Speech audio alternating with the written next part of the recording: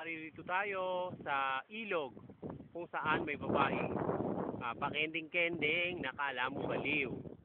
May dala po siyang bulaklak na ng tawag dito ay Cadena de Amor.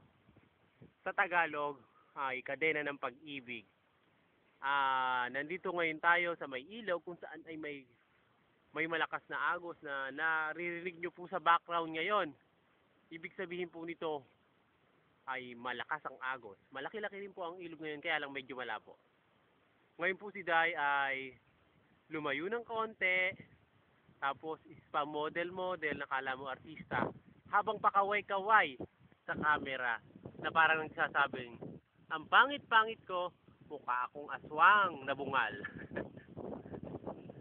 Siya po ay nakadamit ngayon ng isang damit na kulay pink, tapos po mayroon pa pong kulay green at may kulay dilaw.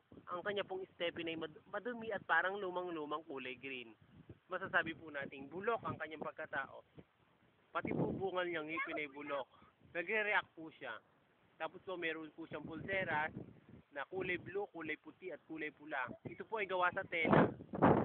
Mukhang mumurahin. Para bang 3-5 sa Divisoria.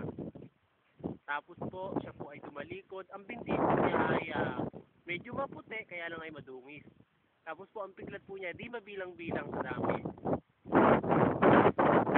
Ilapit po niya ulit ako. Saan ka ng pangit? Lumayo po tayo sa camera, baka po tayo masaktan. Sa ngayon po, siya ay masaya na pakaway-kaway at pakula-kulakot sa noo. Tingnan niyo po ang noo niya, basag. Ngayon po siya ay sumasayaw ng kagat labi. Kinagat po niya ang labi kaya lang po dumudugo, kakakagat. Ops siya.